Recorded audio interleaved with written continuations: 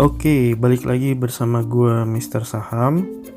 Di video kali ini gua akan sharing beberapa informasi seputar dunia saham yang mesti lo tahu dan lo pahamin sebelum lo mulai masuk ke dunia saham.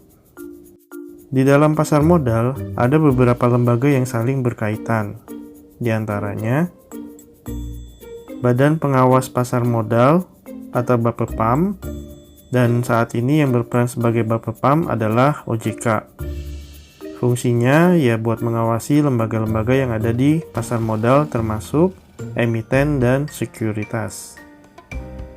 Emiten itu sendiri adalah perusahaan baik BUMN maupun swasta yang sudah go public atau menjual sebagian kepemilikan sahamnya ke masyarakat umum dan sudah terdaftar di Bursa Efek.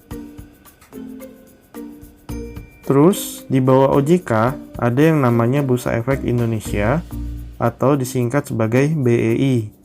Ini adalah lembaga di mana seluruh transaksi jual beli saham dilakukan. Selain itu, ada juga yang namanya KPEI, singkatan dari Clearing Penjaminan Efek Indonesia, yang bertugas sebagai penjamin transaksi efek atau saham yang ditransaksikan.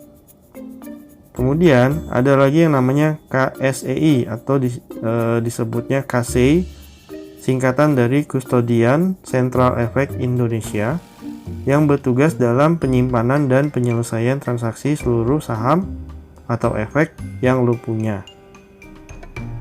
Selain itu, semua data tentang investasi yang lo punya akan dicatat dan bisa lo akses di sini. Ada apps-nya juga lo di Play Store. Jadi, buat lo yang memutuskan untuk berinvestasi, gua saranin buat daftar dan dapetin juga kartu akses dari KSEI, supaya lo bisa dapetin manfaat perlindungan investor dari KSEI. Kemudian, yang terakhir dan yang terpenting adalah perusahaan sekuritas atau istilahnya broker saham. Buat lo yang mau main saham, kudu punya akun di salah satu sekuritas dan wajib membuka rekening dana nasabah atau RDN di bank yang bekerja sama dengan sekuritas yang lo pilih. Kalau ditanya kenapa harus punya RDN, ya supaya aman, karena kalau dulu sebelum ada RDN, dana buat main saham harus lo transfer atau deposit ke rekening perusahaan sekuritas. Dan itu sangat beresiko. Karena kalau perusahaan sekuritasnya kabur atau bangkrut, uang lo juga bisa aja hilang. Sekarang, supaya aman, dana untuk main saham ditransfer ke RDN atas nama lo sendiri. Jadi, perusahaan sekuritas nggak berhak narik dan kirim dana dari RDN yang lo punya, kecuali buat transaksi jual beli yang lo lakuin sendiri. Kemudian, jangan lupa buat mastiin perusahaan sekuritas yang lo pilih itu harus terdaftar dan diawasi oleh OJK ya. Jangan sampai lo masuk ke sekuritas ilegal. Nah, kalau lo sudah resmi jadi investor, lo pasti akan dapetin yang namanya nomor SID atau singkatan dari Single Investor Identification yang akan diterbitkan oleh KSEI. Fungsinya apa? Fungsinya kayak KTP-nya investor.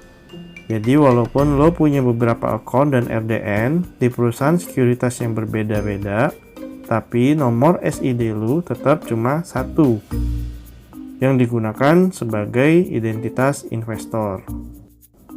Oke, itu sekilas informasi mengenai dunia saham atau pasar modal yang bisa gue share ke kalian. Semoga bisa menambah pengetahuan dan bermanfaat buat kalian. Di video gue selanjutnya, gue akan share mengenai istilah-istilah seputar dunia saham yang perlu lo tahu. So, stay tuned and keep watching. Jangan lupa subscribe, like, and comment, serta nyalakan loncengnya untuk dapetin updatean video gue selanjutnya. Thank you.